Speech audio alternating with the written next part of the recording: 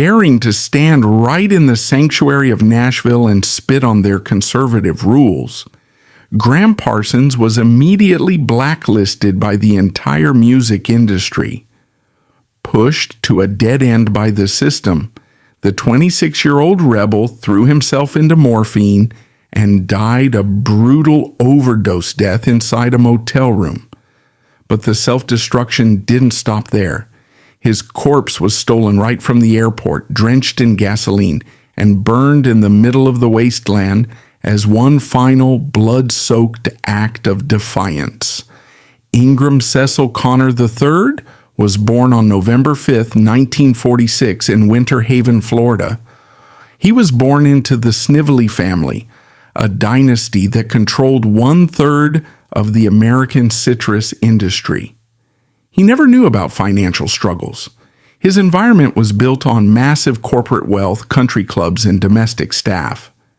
But this financial fortress housed severe psychological decay. His father, Ingram Cecil Coondog Connor II, was a World War II flying ace who returned from the Pacific Theater with acute, untreated trauma. Given a high-paying executive position at a family-owned box factory in Waycross, Georgia, his father descended into severe alcoholism. Gram lived in this volatile environment until December 1958. At 12 years old, while the rest of the family prepared for Christmas in Florida, his father stayed behind in Georgia. Ingram Connor II purchased a gun and shot himself in the head. There was no pause for mourning. His mother, Avis Snively, immediately moved the family back to the Florida estate. She coped with the suicide by escalating her own alcohol consumption. Within a year, she married Robert Parsons, a heavy machinery salesman. Robert adopted Gram and his sister, legally changing the boy's name to Gram Parsons. The household was entirely dysfunctional. Robert actively enabled Avis's drinking, and the family operated in a state of perpetual wealthy intoxication. Gram was shipped off to the Bullies School, a strict elite military and college preparatory academy in Jacksonville, Florida. This isolated him from the daily reality of his mother's liver failure. At Bullies, Parsons focused exclusively on music. He formed rock and roll cover bands, starting with the Pacers and later a folk group called the Shilohs. While other musicians played to eat, Parsons played for entertainment, armed with top-tier equipment purchased by the Snively Trust. He traveled to Greenwich Village in 1964 with the Shilohs, observing the folk revival firsthand, completely shielded from the poverty of the artists he idolized. His life fractured permanently on June 5, 1965. On the exact day Parsons walked across the stage to receive his high school diploma, his mother died in the hospital from cirrhosis of the liver. At 18 years old, Parsons had lost both biological parents to addiction and suicide. Her death triggered the Snively family trust. Parsons immediately gained access to an inheritance that guaranteed him $30,000 a year, roughly 4 times the median U.S. household income at the time. This money became his permanent enabler.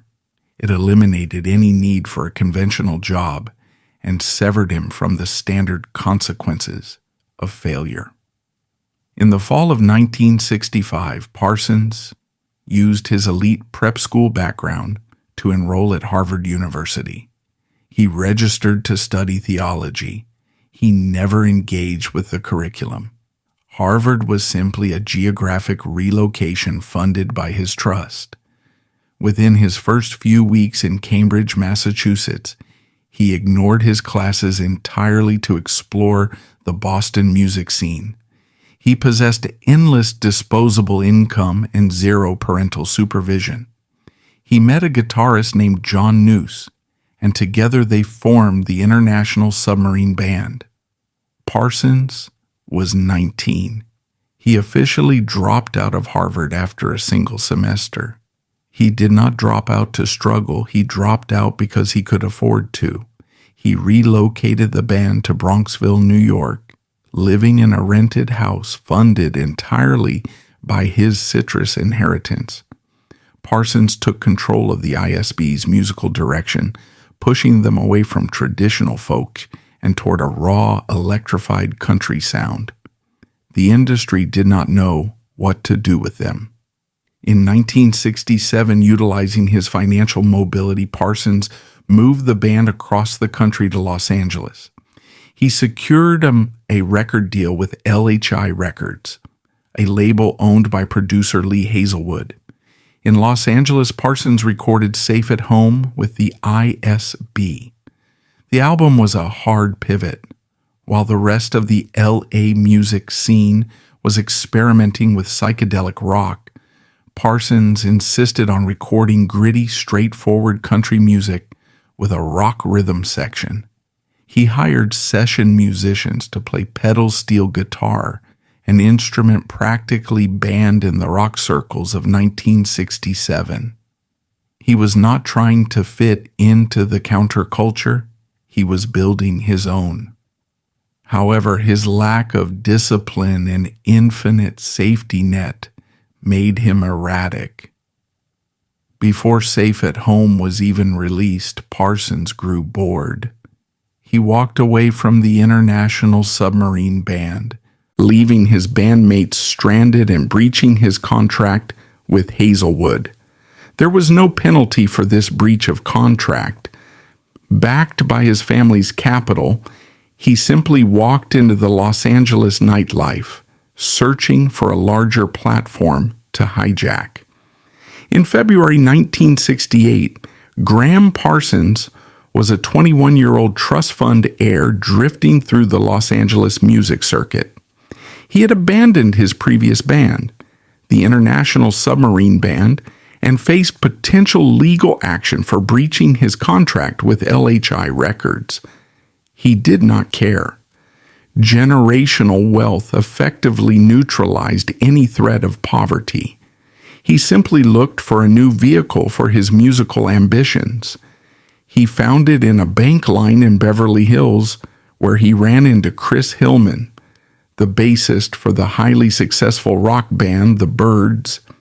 The Byrds were in a state of operational crisis. They had recently fired core members David Crosby and Michael Clark due to severe internal conflicts. The remaining founders, Roger McGuinn and Chris Hillman, urgently needed musicians to fulfill a heavy touring schedule and record a new album. Hillman invited Parsons to an audition. Parsons arrived and auditioned strictly as a jazz piano player. He deliberately hid his country music agenda. McGuinn, desperate for personnel, hired him as a salaried sideman. Parsons was not an official member of the Byrds. He was an employee earning a weekly wage. This dynamic lasted less than a month. Once inside the band's infrastructure, Parsons executed a complete hostile takeover of their creative direction. Roger McGuinn had planned the next Byrds album to be an ambitious double-disc history of 20th century American music, incorporating bluegrass, jazz, rock, and electronic synthesizers. Parsons aggressively dismantled this concept. He refused to be a background keyboardist. He switched to guitar and demanded they focus entirely on traditional country music. He introduced McGuinn and Hillman to the records of George Jones, Merle Haggard, and Buck Owens. Parsons brought a rigid conceptual framework to the band. He called it cosmic American music. He defined this not as a vague counterculture ideal, but as a precise sonic formula, a seamless, unironic integration of Southern country music, rhythm and blues, soul, and rock and roll. At the time, rock musicians viewed country music as the domain of right-wing conservatives. If rock bands played country, They did it as a parody or a joke. Parsons prohibited this. He forced the Byrds to treat the genre with absolute, unyielding respect. To execute this vision, Parsons convinced the band to leave Los Angeles. He insisted they travel to Nashville, Tennessee, the heavily fortified epicenter of the commercial country music industry. In March 1968, the Byrds entered Columbia Studios in Nashville to record the album Sweetheart of the Rodeo. The tension was immediate. The Nashville studio system was controlled by conservative producers and session players who despised the long-haired, drug-fueled culture of Los Angeles rock bands. Parsons ignored the hostility. He utilized Columbia Records' massive budget to hire top-tier local session musicians, including pedal steel guitar master Lloyd Green and banjo player John Hartford, blending their traditional expertise with the band's rock rhythm section. Parsons dominated the recording sessions.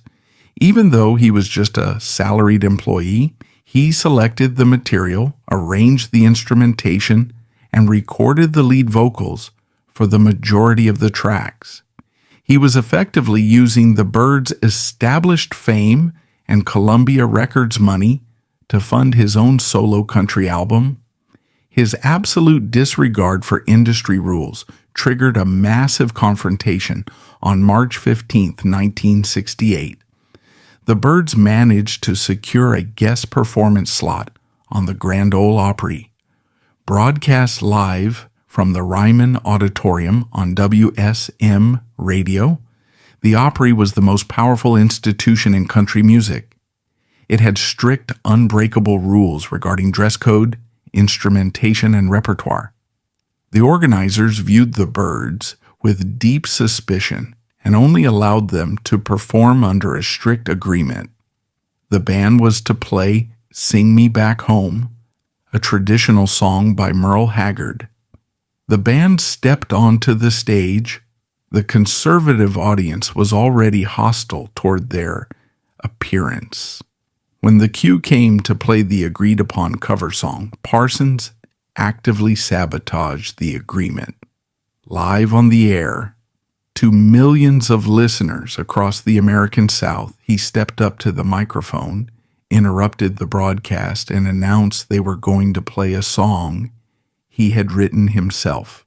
He launched into Hickory Wind. It was a direct, calculated violation of the Opry's absolute authority. The Nashville establishment reacted with immediate fury. The crowd offered sparse, confused applause. Backstage, the Opry management was completely enraged by the betrayal. They permanently banned the Byrds from the institution.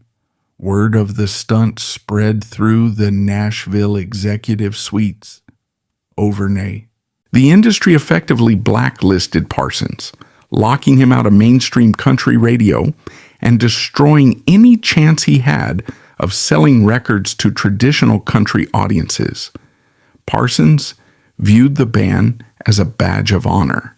He had openly mocked the system in its own headquarters. The consequences of Parsons' chaotic methodology soon caught up with the album's production. In April 1968, as Columbia Records prepared to release Sweetheart of the Rodeo, producer Lee Hazelwood intervened. Hazelwood notified Columbia that Parsons was still legally under contract to LHI Records from his time with the International Submarine Band. Hazelwood threatened massive litigation if Columbia released an album featuring Parsons' lead vocals. Columbia executives panicked. They did not care about Parsons' artistic vision. They cared about legal liability. To avoid the lawsuit, Columbia brought Roger McGuinn back into the studio and forced him to re-record the lead vocals over Parsons' tracks. Parsons' voice was stripped from the master tapes of crucial songs, including You Don't Miss Your Water and the Christian life. He was relegated to background harmonies on the vinyl mix. Parsons was furious, viewing this as a mutilation of his work, but his own previous breach of contract had caused the legal crisis. Despite the internal anger over the vocals, the Byrds embarked on an international tour to promote the upcoming album. In July 1968, the band arrived in London, England. This geographical shift marked the end of Parsons' tenure. In London, he met Mick Jagger and Keith Richards of the Rolling Stones. Parsons and Richards recognized each other immediately, two wealthy, famous musicians with a mutual obsession with heavy narcotics and American roots music. Parsons practically abandoned the Byrds during the London stay, moving into Richards' orbit.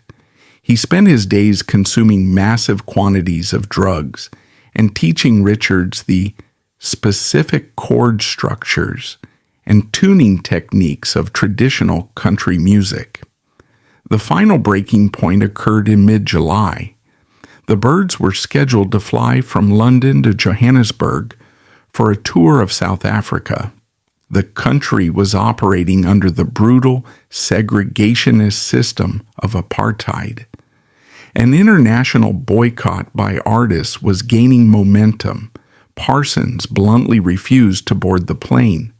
He cited his moral opposition to apartheid, stating he would not perform for segregated audiences. However, historical accounts from the band heavily dispute his primary motivation. Chris Hillman and Roger McGuinn maintained that Parsons simply used the political boycott as a convenient excuse to avoid a grueling tour schedule and stay in England to consume drugs with Keith Richards. Regardless of his true motivation, the result was definitive. On July 14, 1968, Gram Parsons quit the Byrds. He had been in the band for less than 5 months. In that brief window, he had completely hijacked their sound, forced the creation of a landmark country rock album, permanently alienated the Nashville establishment, triggered a corporate legal crisis, and walked away the moment he found a more appealing alternative. He remained in London with the Rolling Stones, unbothered by the unemployment. His annual dividends continued to clear without interruption. By late 1968, Gram Parsons returned to Los Angeles. His time in London with Keith Richards had solidified his chemical habits and inflated his ego. He had no band, no recording contract, and zero interest in finding a conventional job. Insulated from the working-class reality of looking for a wage, he utilized his guaranteed income to conceptualize a new project, one that would explicitly weaponize his cosmic American music against the conservative Nashville establishment. He needed a vehicle for this aggression. He found a willing partner in his former Byrds bandmate, Chris Hillman. Disgusted by the financial disputes and management failures within the Byrds, Hillman quit the band in the fall of 1968. Hillman was a working-class musician with a rigid work ethic. Parsons was a millionaire who viewed rehearsals as optional. Despite this fundamental mismatch in character, they formed the Flying Burrito Brothers. Parsons immediately established the band's visual identity as a deliberate act of hostility toward the mainstream country industry. He marched into the North Hollywood shop of Nudie Cohn, the legendary tailor who designed the rhinestone suits for traditional country stars like Porter Wagoner and Roy Rogers. Parsons commissioned custom outfits for the entire band. He did not want to emulate the country stars. He wanted to mock them. The suit Nudie Cohn designed for Parsons was a calculated visual assault on conservative American values. The white jacket and trousers were heavily embroidered with specific confrontational imagery. The lapels featured giant green marijuana leaves. The sleeves were decorated with red Tunol capsules and Seconal pills, the exact barbiturates Parsons was abusing daily. The back of the jacket displayed a massive flaming red cross, most offensively to the Nashville establishment. The front of the suit featured naked women. Parsons wore this garment on the cover of their debut album. It was a $10,000 middle finger to the Grand Ole Opry, purchased entirely with his family's agricultural wealth. In early 1969, the Flying Burrito Brothers signed a contract with A&M Records. The label run by Jerry Moss and Herb Alpert gave Parsons total creative control. They entered the studio to record The Gilded Palace of Sin. The album was a structural masterpiece of cynical, hardened songwriting. Parsons and Hillman wrote tracks like Sin City, a brutal, apocalyptic takedown of the Los Angeles music industry, filled with references to corporate greed, earthquakes, and systemic corruption. They completely ignored the psychedelic pop trends dominating the charts. Instead, they recorded heavy, grinding country tracks and covered obscure Southern soul songs like James Carr's The Dark End of the Street. They hired Sneaky Pete Clino to play a heavily distorted pedal steel guitar, running the traditional country instrument through a fuzz box to create a harsh, mechanical sound. Released in February 1969, The Gilded Palace of Sin was a commercial disaster. It peaked at number 164 on the Billboard charts. The country audience hated the drug references and the long hair. The rock audience was entirely confused by the pedal steel and the twang. The industry did not know how to market an album that actively alienated both major demographics. The commercial failure did not bother Parsons. His trust fund paid his rent. However, the lack of commercial success forced the band onto the road to promote the record, and the touring schedule immediately exposed Parsons' severe physical and psychological degradation. By mid-1969, Parsons' drug use transitioned from recreational excess to chronic paralyzing addiction. He developed a heavy reliance on cocaine and heroin, compounded by daily alcohol abuse. His work ethic, already minimal, vanished entirely. Chris Hillman assumed the role of the band's enforcer, desperately trying to keep the operation functional. Hillman handled the logistics, booked the flights, and ran the rehearsals. Parsons frequently failed to show up. When he did attend, he was often too incapacitated to play his instrument. The disparity between the working musicians and the trust fund addict created a toxic environment. The Burritos were booked to play a grueling schedule of club dates across North America. Parsons treated the tour as an inconvenience. On multiple occasions, he walked off stage mid-performance, forgetting the lyrics to songs he had written, leaving Hillman to apologize to the promoters and sing the lead vocals. A severe motorcycle accident in late 1969 accelerated his physical decline. Parsons crashed his bike in Los Angeles, sustaining multiple fractures. The medical treatment provided him with a legitimate, endless supply of pharmaceutical painkillers. He mixed prescription morphine and barbiturates with street heroin. His body began to break down. He gained weight, his face became bloated, and his voice lost its power. The absolute nadir of this era occurred on December 6, 1969, at the Altamont Free Concert. The Rolling Stones organized the massive Disorganized Festival at an abandoned racetrack in Northern California, hiring the Hells Angels motorcycle gang as security. The Flying Burrito Brothers were booked as a supporting act. The environment was an unmitigated disaster of bad drugs, zero infrastructure, and extreme violence. As Parsons and the band took the stage, the Hells Angels were already brutally beating concert-goers with pool cues. Parsons, heavily under the influence of cocaine, attempted to sing country ballads while violent riots erupted literally feet from his microphone. He was entirely disconnected from the reality of the violence.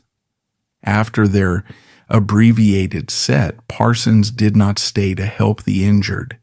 He abandoned his bandmates, secured a spot on the Rolling Stones' private helicopter, and fled the site before the violence culminated in the stabbing death of Meredith Hunter. Entering 1970, A&M Records demanded a second album to recoup their financial losses. The band entered the studio to record Burrito Deluxe. The sessions were a forensic display of Parsons' ruined capacity. He contributed almost no original material. He spent the studio time nodding off at the vocal mic or explicitly refusing to participate. The album had to be padded out with cover songs just to meet the contractual runtime. One of these covers was Wild Horses. Keith Richards had given Parsons an advance demo of the track before the Rolling Stones released it. Parsons recorded it, leaning entirely on his connections with the Stones rather than doing the work of writing his own material. By April 1970, the situation was untenable. The Flying Burrito Brothers had an upcoming tour, and Parsons was physically incapable of performing. Chris Hillman, the man who had built the band alongside him, reached his breaking point. After a disastrous gig where a heavily intoxicated Parsons showed up late and ruined the set, Hillman confronted him. There was no argument. Hillman fired Gram Parsons from the Flying Burrito Brothers. It was the ultimate humiliation. Parsons had been terminated from the very band he founded, entirely due to his own incompetence and drug abuse. But Parsons exhibited no remorse. He did not plead for his job. He did not enter rehabilitation. He simply packed his bags and used his citrus fortune to buy a plane ticket back to Europe. He immediately reattached himself to Keith Richards and the Rolling Stones, moving into their rented mansion in the south of France, fully prepared to fund his own descent without the inconvenience of a touring schedule. Expelled from his own band in the spring of 1970, Gram Parsons did not seek rehabilitation. He leveraged his Citrus Trust Fund to finance a one-way ticket to Europe. He tracked down Keith Richards. The Rolling Stones were in the midst of a massive tax exile, fleeing the British government and setting up operations at Villa Nelcote, a sprawling, decadent mansion in Villefranche-sur-Mer in the south of France. They were there to record the album Exile on Main Street. Parsons was not invited to participate in the recording process. He simply arrived, moved into the villa, and entrenched himself as a permanent, fully funded parasite. The basement of Nelcote was a humid, chaotic recording studio, but the upper floors operated as a high-volume narcotics distribution hub. The local Corsican mafia supplied the villa with pharmaceutical-grade heroin and cocaine. For Parsons, this was an ideal operational environment. He had zero professional responsibilities, endless disposable income from his family's agricultural empire, and unrestricted access to heavy drugs. He spent his days sitting with Richards, consuming massive quantities of heroin and playing old George Jones and Merle Haggard records. His physical presence deteriorated rapidly. Photographs from the nail coat period show Parsons visibly bloated, sweating, and completely detached from reality. He was a spectator to the Stones' work, not a contributor. The dynamic quickly infuriated Mick Jagger. Jagger was trying to manage a multi-million-dollar recording project, and he viewed Parsons as a fatal distraction. Parsons was draining Richard's focus, monopolizing his time with country music jams, and consuming a significant portion of the house's drug supply without contributing a single usable guitar track or vocal harmony to the album. Jagger's partner, Anita Pallenberg, openly despised Parsons, viewing him as a weak, sycophantic hanger-on. By late summer of 1971, the situation reached a breaking point. Jagger executed a clinical intervention. He ordered Parsons out of the house. Parsons was formally evicted from the most notorious rock and roll exile in modern history, entirely because he was too drug addicted and useless to tolerate. Humiliated and ejected from the Stones' inner circle, Parsons returned to the United States. He relocated to Los Angeles and made a series of erratic, destructive personal decisions. In late 1971, he married an aspiring actress named Gretchen Burrell. The wedding took place at his stepfather's massive estate in New Orleans. It was not a stabilizing union. It was a collision of two highly volatile personalities. The marriage quickly degraded into a combative, toxic arrangement. Burrell was not a passive observer of his addiction. She actively participated in the chaotic lifestyle, and their arguments became public spectacles. Parsons' trust fund financed their Los Angeles house, their cars, and their daily narcotics intake, ensuring they never had to face the financial ruin that typically forces addicts to change course. Despite his toxic reputation, Parsons' association with the Rolling Stones carried immense currency in the music industry. In 1972, he used that leverage to secure a highly lucrative solo recording contract with Warner Brothers/Reprise Records. Label executive Mo Austin handed him a substantial cash advance to produce a solo album. Austin expected a commercial country rock breakthrough. Parsons immediately squandered the initial budget on excessive studio time, drugs, and lack of preparation. He had the money in the studio, but he realized he lacked the vocal power to execute his vision alone. His heavy drug use had stripped his voice of its strength. He needed a female vocalist to carry the melodies and mask his deteriorating vocal cords. He needed a partner to execute the classic country duet format he obsessed over. The solution came from the man who had fired him. Chris Hillman, the former Byrds and Burrito Brothers bassist, had recently seen a 24-year-old folk singer performing in a small, obscure club called Clyde's in Georgetown, Washington, D.C. Hillman told Parsons to go see her. Her name was Emmylou Harris. The contrast between her reality and Parsons' existence was absolute. Harris was a divorced, working-class single mother. She lived with her parents in Maryland to save money. She played acoustic folk sets in noisy bars just to feed her infant daughter. She had no safety net, no trust fund, and no margin for error. Parsons flew to Washington, D.C., walked into the club wearing his custom expensive clothes, and introduced himself. They sang a few songs together in the back room. The vocal chemistry was instantaneous and flawless. Harris possessed a crystalline, technically perfect soprano voice that effortlessly navigated the complex harmonies of traditional country music. Parsons offered her a job as his duet partner on his upcoming solo album. Harris accepted the job, but she established a rigid, impenetrable boundary. She recognized exactly what Parsons was. She saw the heroin tracks, the heavy alcohol consumption, and the erratic behavior. As a mother fighting for financial survival, she refused to romanticize his self-destruction. The relationship was strictly professional.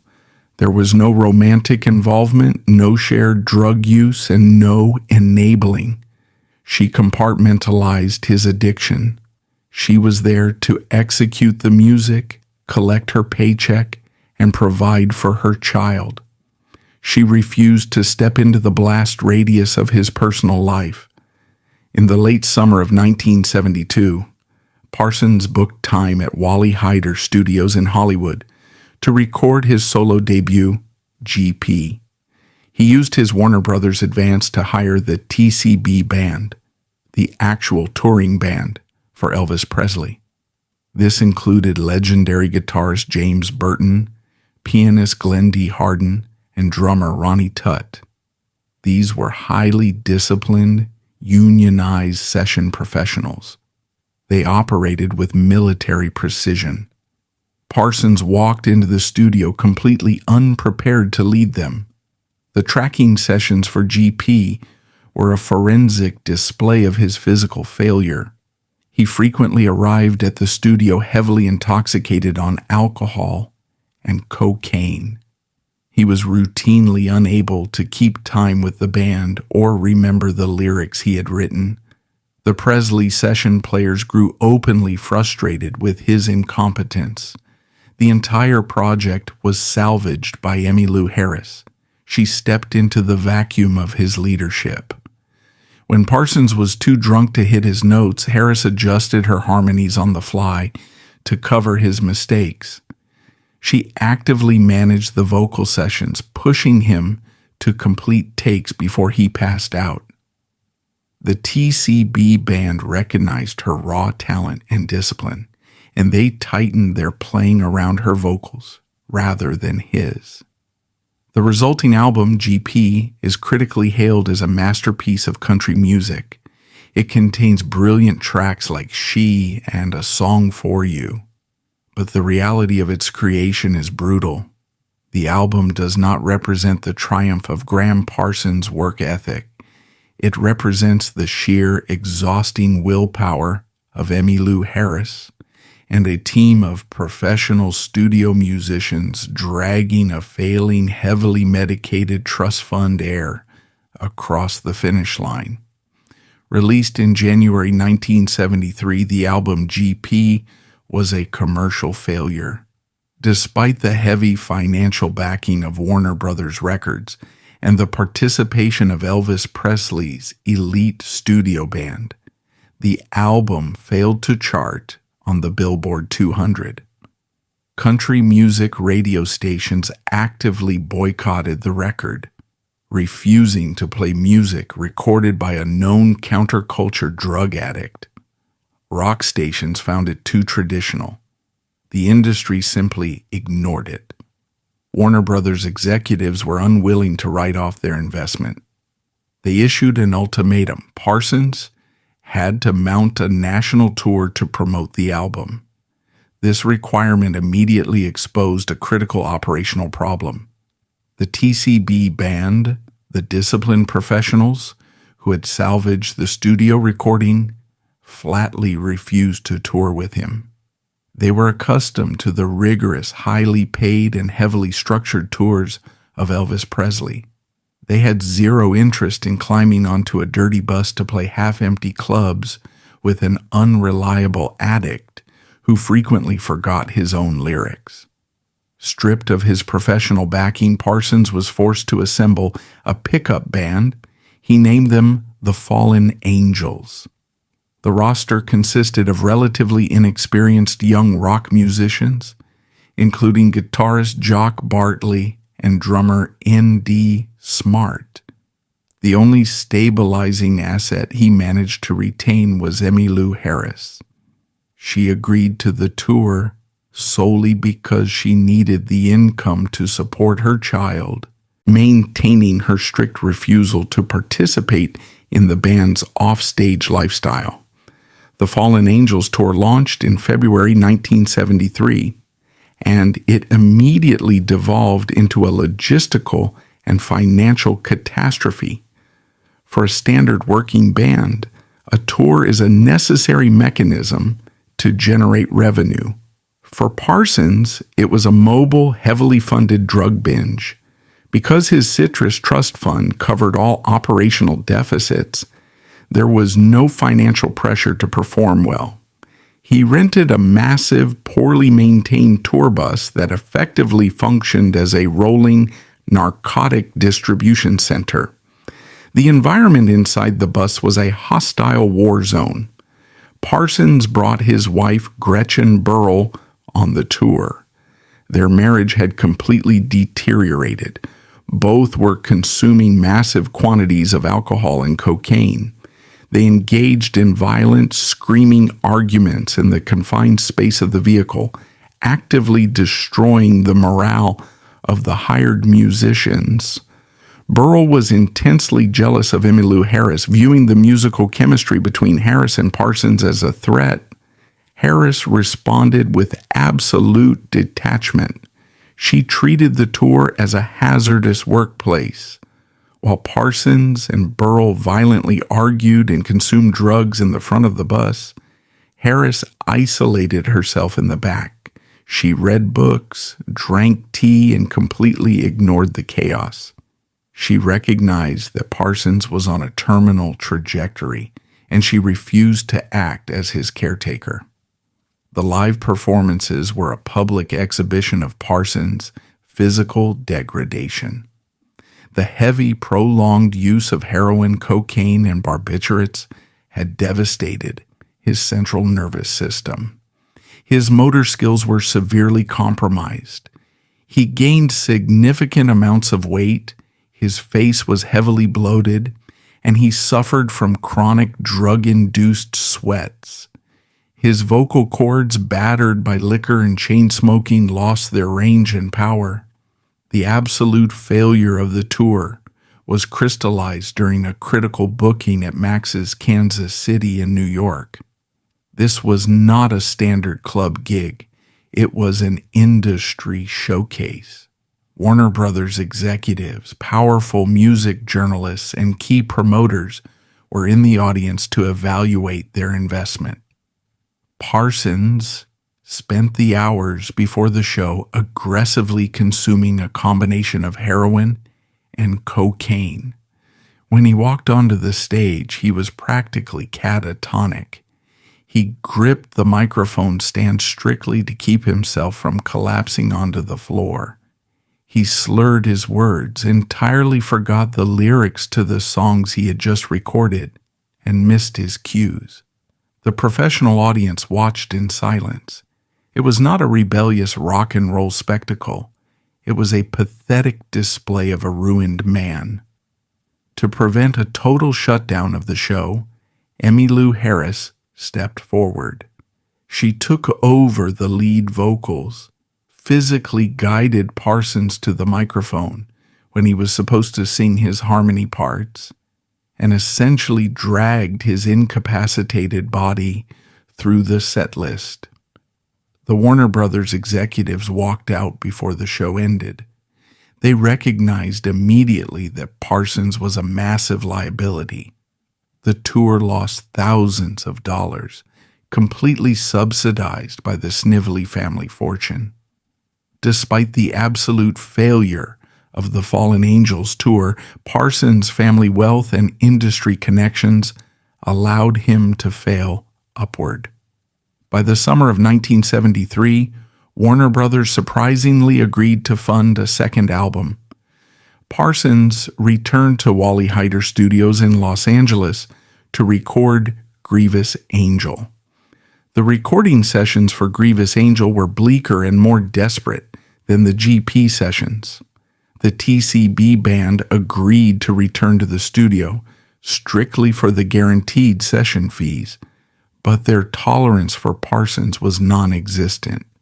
His physical condition had worsened significantly in the 6 months since the tour. His hands shook violently.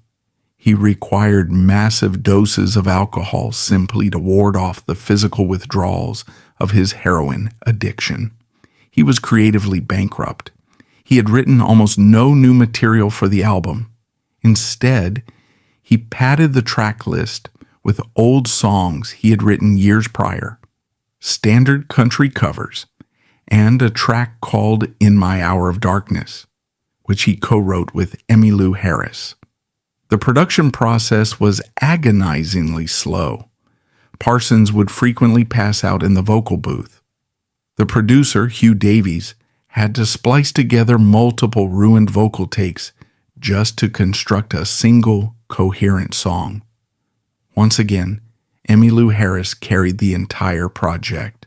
Her vocals were moved higher in the mix to cover the aggressive deterioration of Parsons' voice.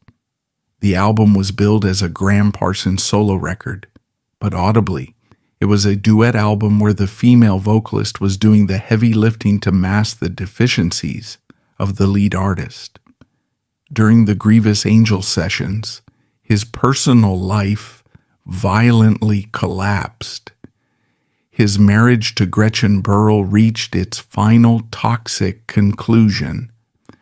After a particularly severe physical altercation fueled by narcotics, Parsons ordered her out of his house. Shortly after their separation, Parsons' rented home in Topanga Canyon caught fire and burned to the ground. He lost his guitars, his master tapes, and his personal belongings. The fire was investigated not as an act of arson, but as an act of severe negligence. He had likely fallen asleep while heavily medicated, leaving a lit cigarette to ignite the property. Homeless, facing a divorce, and physically failing, Parsons needed an aggressive handler just to survive the final days of recording. He hired Phil Kaufman as his executive nanny. Kaufman was a hardened former prison inmate who had met Charles Manson while incarcerated at Terminal Island. Kaufman was not hired to manage Parsons' career. He was hired to physically force Parsons out of bed, transport him to the studio, and limit his drug intake enough to finish the vocal tracks. By August 1973, against all odds, the master vocal tracks for Grievous Angel were completed. Parsons had exhausted his physical reserves.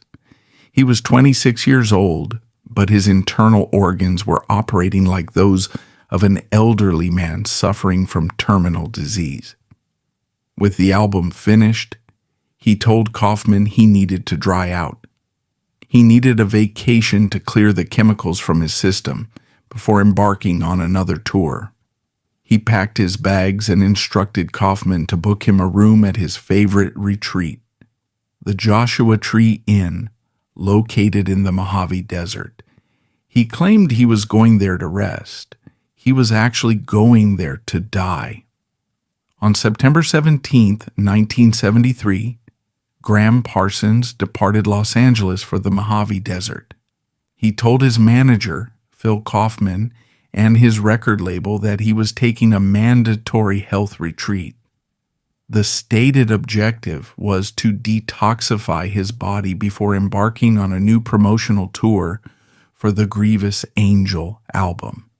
This was a complete fabrication. Parsons did not travel to the desert to undergo rehabilitation. He traveled there to consume narcotics away from the scrutiny of the Los Angeles music industry and his pending divorce proceedings. He did not travel alone.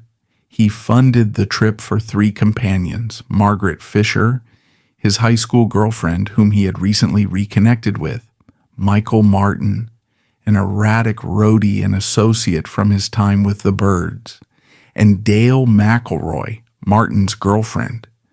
None of these individuals were medical professionals or sobriety sponsors. They were enablers and participants in his lifestyle. Parsons financed the entire excursion using his Snively Family Trust Fund, paying for the transportation, the lodging, and the substances they would consume. The group arrived at the Joshua Tree Inn, a modest single-story motel located in the arid environment of San Bernardino County. Parsons rented room 8. The room was not a luxury suite. It was a basic functional motel room with cinder block walls, a bed, and a small bathroom. He had frequented this exact motel for years, using the isolation of the desert as a base of operations for heavy drug binges and amateur UFO hunting. Upon checking in, the group immediately abandoned any pretense of a health retreat. They did not unpack medical supplies or dietary regimens. They unpacked alcohol and secured local connections for narcotics. The timeline of his final 48 hours is forensically established. Throughout the day of September 17th and into the morning of September 18th, Parsons consumed heavy continuous volumes of alcohol, primarily Jack Daniel's whiskey and tequila. His internal organs, already severely compromised by years of chronic alcoholism, were unable to effectively metabolize the intake. His liver was failing, meaning the alcohol remained in his bloodstream at highly toxic levels for extended periods. On the afternoon of September 18th, Parsons escalated his consumption. He procured an unknown quantity of morphine. The exact source of the morphine remains a subject of minor logistical debate among biographers, but the pharmacological reality is absolute. Parsons possessed a high-grade opioid. He did not inject it. According to the subsequent testimonies of his companions, he ingested the morphine either in pill form or in a liquid solution, combining it directly with the tequila he was already drinking. This combination was a textbook lethal protocol.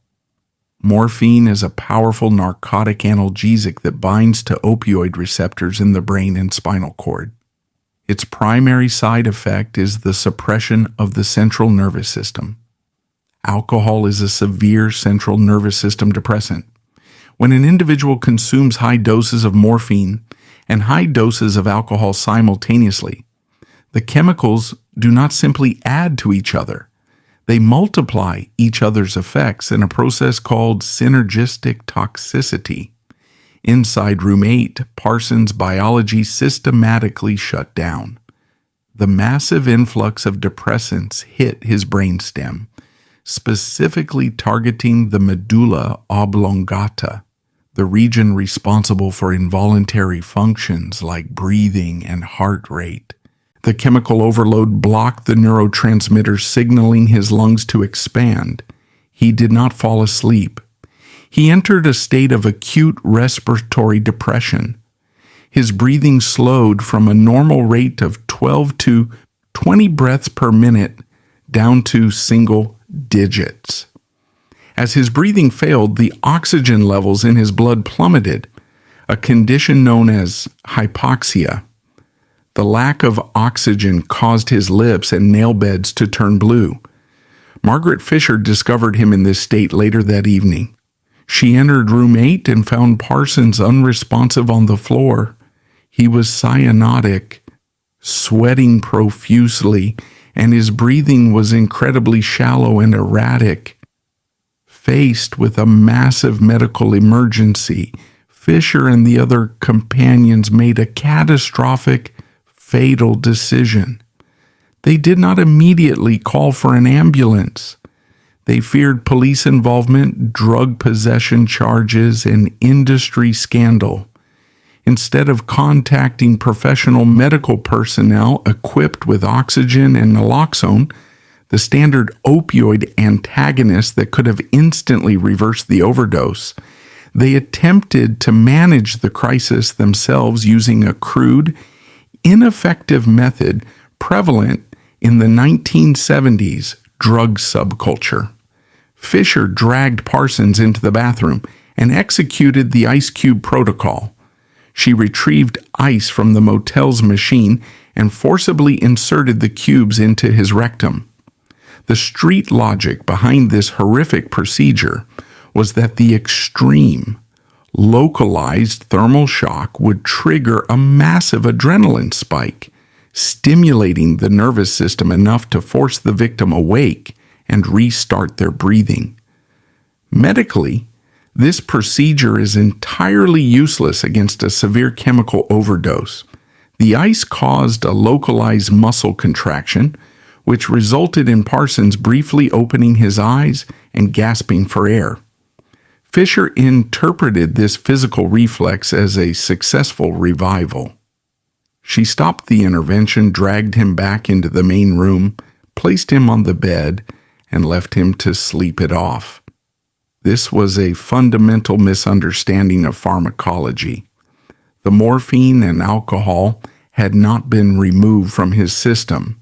They were still actively binding to his receptors and shutting down his organs. The moment the initial thermal shock wore off, Parsons immediately slipped back into a comatose state. His respiratory drive collapsed completely. Fluid began to aggressively fill his lungs, a condition known as pulmonary edema, which is the standard terminal phase of an opioid overdose. He was effectively drowning in his own bodily fluids on the motel room bed. Hours passed. Sometime after midnight, Dale McElroy entered room 8 to check on him. She found Parsons entirely blue, cold to the touch, and no longer breathing. The panic set in. They finally instructed the motel manager to call an ambulance. The emergency response was rapid, but entirely futile. Paramedics from the San Bernardino County Fire Department arrived at the Joshua Tree Inn. They found Parsons without a pulse and completely unresponsive. They initiated severe aggressive CPR protocols, breaking his ribs in an attempt to manually pump his heart, and loaded him into the ambulance. He was transported to the High Desert Memorial Hospital in nearby Yucca Valley. Emergency room physicians took over the resuscitation efforts. They injected adrenaline directly into his heart muscle and utilized mechanical ventilation to force oxygen into his lungs. The medical interventions failed. The chemical toxicity in his cellular tissue was too extensive, and his brain had been deprived of oxygen for far too long. On September 19, 1973, at 12:15 a.m., the attending physician officially ceased resuscitation efforts. Ingram Cecil Connor III, known professionally as Gram Parsons, was pronounced dead at the age of 26. The legal and medical apparatus immediately took control of the situation. His body was transferred to the San Bernardino County Coroner's Office for a mandatory autopsy. The forensic pathologists operated with clinical detachment. They cut open the body of the trust fund heir and documented the physical wreckage. The autopsy report dismantled any remaining mythology about his lifestyle. His liver was heavily scarred, showcasing the early stages of cirrhosis, identical to the disease that killed his mother. His heart showed signs of prolonged stress. The toxicology report provided the definitive final answer. The laboratory analysis of his blood and tissue samples revealed lethal, massive concentrations of morphine, compounded by a high blood alcohol content. There was no foul play, no mysterious illness, and no conspiracy. The official cause of death was recorded as drug toxicity, days due to multiple drug use. It was an accidental, entirely preventable suicide, financed directly by the snivelly citrus fortune. The system he fought against did not kill him. He purchased the chemicals, swallowed them, and destroyed his own central nervous system in a $12 a night motel room. the authorities notified his immediate contacts. Phil Kaufman received the phone call in Los Angeles. Parsons' family in Louisiana was contacted shortly after. The family immediately initiated legal procedures to claim the body. They intended to transport the corpse to New Orleans, hold a closed conservative funeral, and bury him in the family plot. They wanted to erase the outlaw narrative and sanitize his death. They completely underestimated the chaotic, criminal devotion of the people Parsons left behind. The death of Gram Parsons was forensically complete, but the physical destruction of his body was about to escalate into a massive federal crime. The autopsy of Gram Parsons concluded on September 19, 1973. His body was immediately transferred from the San Bernardino County coroner to a local mortuary to be prepared for transport. At this exact moment, a bitter logistical and legal war erupted over the physical custody of his corpse. The primary combatant was Bob Parsons, Gram's adoptive stepfather. Bob Parsons had zero interest in Gram's musical legacy or his counterculture lifestyle. His motivation was strictly financial. Gram was heir to the massive Snively citrus fortune. According to the legal parameters of the family trust, the jurisdiction of Gram's primary residence would heavily influence who controlled his remaining assets and how the estate was settled. Bob Parsons needed to legally establish that Gram was a resident of Louisiana. To execute this legal maneuver, he needed the body. He ordered the mortuary to immediately ship the casket via commercial airline to New Orleans, where he had arranged for a traditional conservative Christian burial. He intended to put Gram in a suit, place him in a family plot, and use the burial as leverage in probate court. Phil Kaufman, Parsons' road manager and hired enforcer, found out about this plan. 2 months prior, in July 1973, Kaufman and Parsons had attended the funeral of Clarence White, the former Byrds guitarist who had been killed by a drunk driver. The funeral was a rigid, traditional Catholic service. Parsons was visibly disgusted by the religious bureaucracy. As they left the cemetery, Parsons explicitly told Kaufman that if he died, he never wanted to be put in the ground in a suit.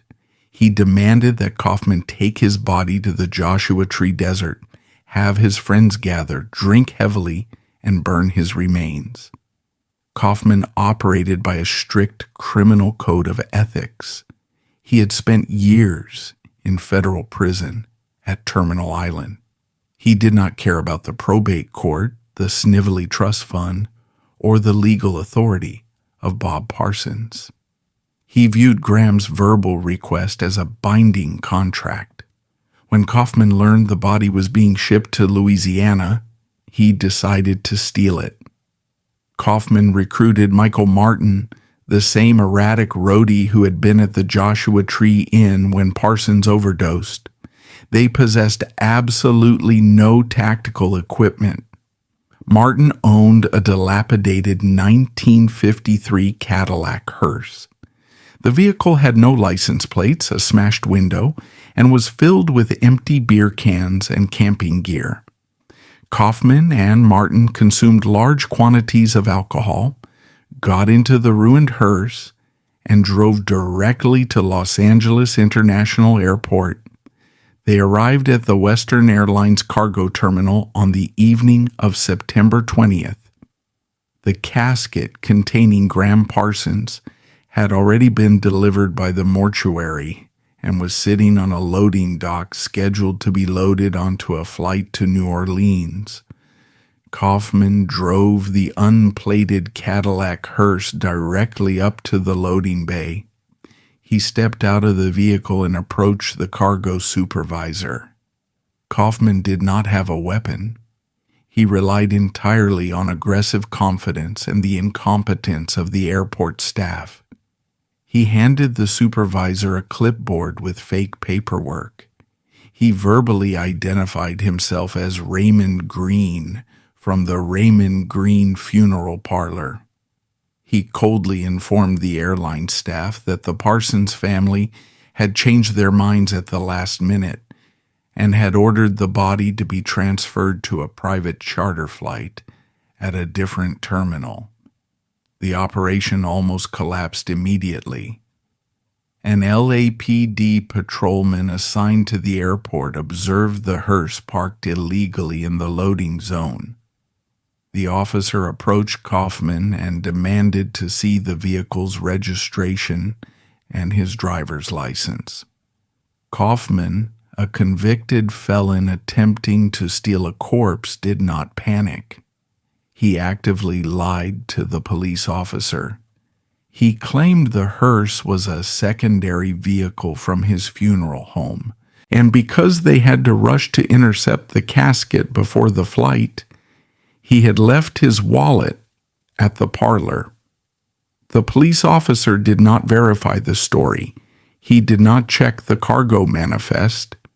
He simply told Kaufman to move the vehicle once the casket was loaded. The Western Airlines cargo workers believed the lie. They utilized a forklift to pick up the 300-pound steel coffin containing Gram Parsons and slid it into the back of Kaufman's hearse.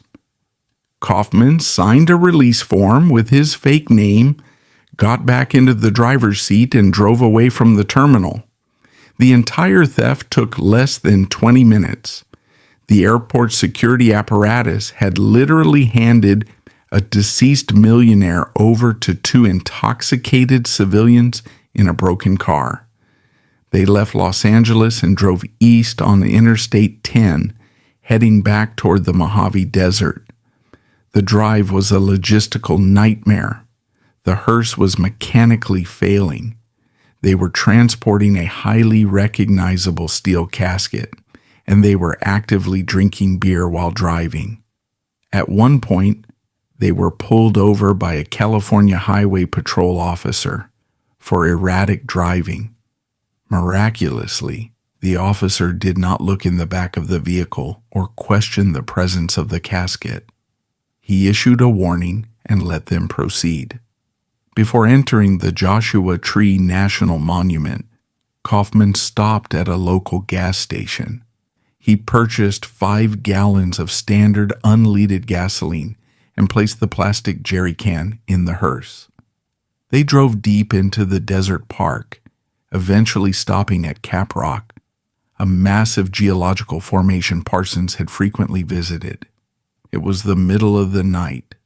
Kaufman and Martin dragged the 300-pound steel casket out of the hearse. They did not have the physical strength to carry it, so they simply dropped it into the dirt. A biological cremation requires an industrial incinerator operating at roughly 1,800 degrees Fahrenheit for several hours to properly reduce human bone and tissue to ash.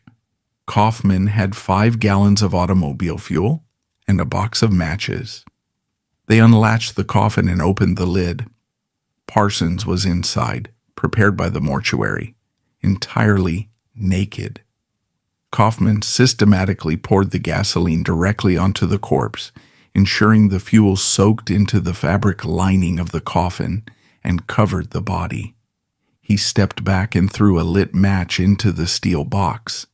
The result was an instantaneous thermal explosion. The fumes from the 5 gallons of gasoline ignited simultaneously, creating a massive fireball that blew Kaufman backward into the desert sand.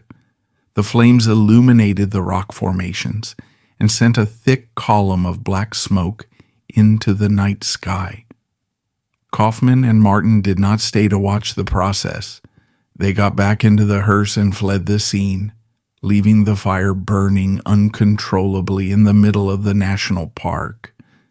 Campers in the area saw the explosion and alerted the park rangers. The authorities arrived at Cap Rock to find a steel box engulfed in flames.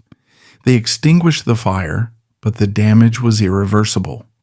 The crude cremation attempt had not turned the body to ash.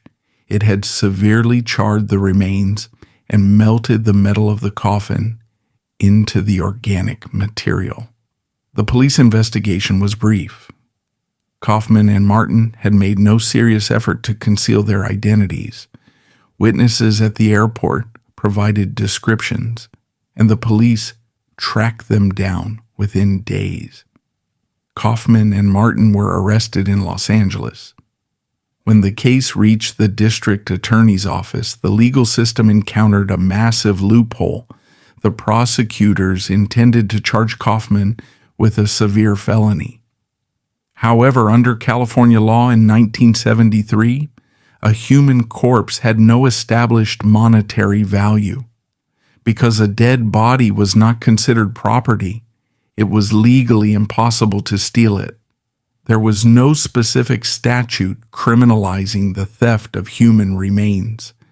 The prosecutors were forced to downgrade the charges. They could only charge Kaufman and Martin with grand theft for stealing the steel coffin itself, which was valued at roughly $750. In court, Kaufman freely admitted to the entire operation. He testified that he was fulfilling a verbal contract with his employer. The judge was completely bewildered by the legal vacuum. With no severe statutes to apply, the judge fined Kaufman and Martin $300 each for the theft of the coffin and forced them to pay $708 to the funeral home for the destroyed property.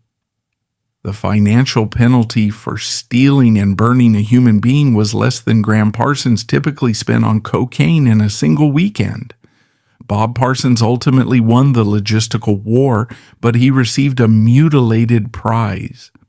The charred, incomplete remains of Gram Parsons were scraped out of the destroyed coffin, placed into a new container, and flown to Louisiana. The family buried him in the Garden of Memories Cemetery in Metairie, a suburb of New Orleans. They installed a flat bronze plaque to mark the grave. It was exactly the conservative, sanitized ending Parsons had specifically demanded to avoid. The historical legacy of Gram Parsons is defined by severe irony. During his brief career, the country music establishment treated him as a toxic threat. They banned his band from the Grand Ole Opry, actively blocked his records from radio syndication, and labeled him an enemy of their conservative values. Today, that exact same industry heavily commodifies his image. Mainstream country artists routinely cite him as an influence.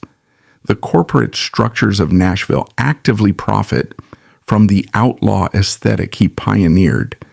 The genre of Americana music, a multi-million-dollar sector of the industry, operates entirely off the sonic blueprint he established with the Byrds and the Flying Burrito Brothers. He was posthumously inducted into major music halls of fame by the very executives who would have refused him entry to their offices in 1973. Emmylou Harris became the actual executor of his musical estate. She took the country rock format they developed during the GP and Grievous Angel sessions and built a massive, commercially successful, and highly disciplined career. She utilized his vision, but discarded his methodology, proving that the music could survive and dominate the charts without the chemical self-destruction. Gram Parsons did not die as a martyr fighting a corrupt system. He died because he was a deeply damaged trust fund heir who utilized his immense wealth to insulate himself from the consequences of severe narcotic addiction. He refused every opportunity to stabilize his life, alienated the musicians who attempted to help him, and actively financed his own physical collapse. He bought absolute creative freedom, and the final purchase price was his life at 26 years old. His legacy remains untouchable, not because of the tragedy of his death, but because he built a permanent bridge between rock and country music, lit it on fire, and forced everyone else to cross it.